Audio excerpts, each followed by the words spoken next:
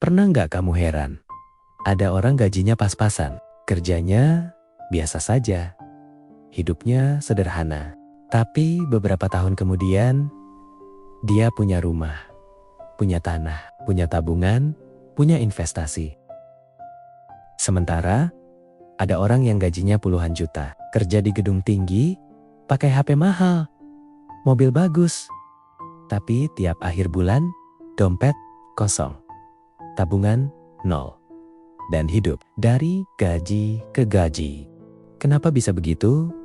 Apakah karena nasib? Apakah karena keberuntungan? Atau ada sesuatu yang tidak pernah diajarkan di sekolah? Jawabannya adalah literasi keuangan, realita tentang uang. Sejak kecil, kita diajarkan belajar yang rajin, dapat nilai bagus, masuk kerja, lalu dapat gaji. Tapi kita tidak pernah diajarkan bagaimana mengatur gaji, bagaimana menyimpan uang, dan bagaimana membuat uang bekerja untuk kita. Banyak orang pintar, tapi miskin secara finansial. Banyak orang kerja keras, tapi hidupnya penuh stres. Karena uang, karena masalahnya bukan di berapa besar penghasilan, tapi di bagaimana cara mengelolanya. Apa itu literasi keuangan? Literasi keuangan adalah kemampuan untuk memahami uang, mengatur pengeluaran, mengelola utang, menabung, dan berinvestasi dengan benar. Singkatnya, bagaimana caranya supaya uang jadi alat, bukan jadi tuan. Orang yang punya literasi keuangan mengendalikan uang, sedangkan orang yang tidak paham literasi keuangan akan dikendalikan oleh uang. Perbedaan pola pikir. Perbedaannya bukan di dompet, tapi di kepala. Pola pikir orang tanpa literasi keuangan. Yang penting hari ini senang. Kalau ada uang, ya habiskan untuk urusan besok. Ya, nanti aja. Dipikir lagi. Pola pikir orang dengan literasi keuangan. Bagaimana caranya uang ini tumbuh? Bagaimana kalau besok saya sakit? Bagaimana hidup saya 10 tahun lagi? Orang pertama, fokus pada kenikmatan sekarang. Orang kedua, fokus pada keamanan masa depan. Kesalahan finansial paling umum. Kesalahan pertama, gaji naik, gaya hidup ikut naik. Gaji naik 1 juta, pengeluaran naik 2 juta. Akhirnya, tetap miskin, tapi terlihat kaya. Kesalahan kedua, tidak punya dana darurat. Mobil rusak, panik, HP rusak, utang, sakit, pinjam uang, padahal 3-6 bulan biaya hidup seharusnya disiapkan. Kesalahan ketiga, menganggap utang itu solusi.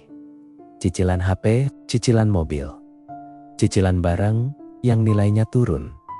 Akhirnya kerja bukan untuk diri sendiri, tapi untuk membayar masa lalu. Cara memulai literasi keuangan.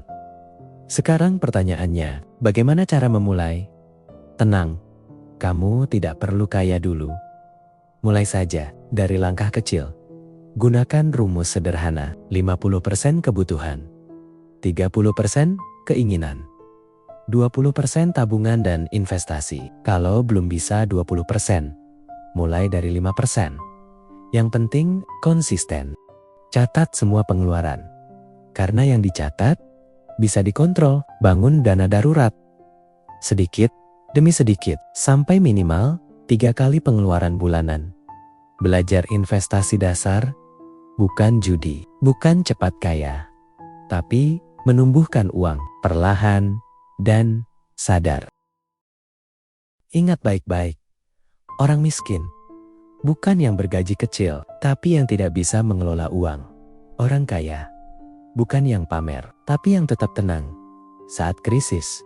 Kalau hari ini kamu merasa uang selalu habis, hidup terasa berat, dan masa depan terasa menakutkan, itu bukan akhir cerita.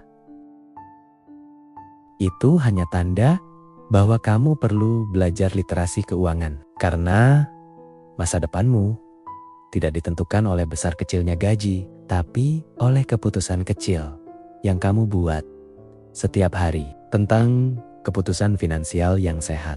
Terima kasih sudah menemani channel Literasi Uang. Semoga informasi yang kami berikan menjadi pelajaran sobat semua.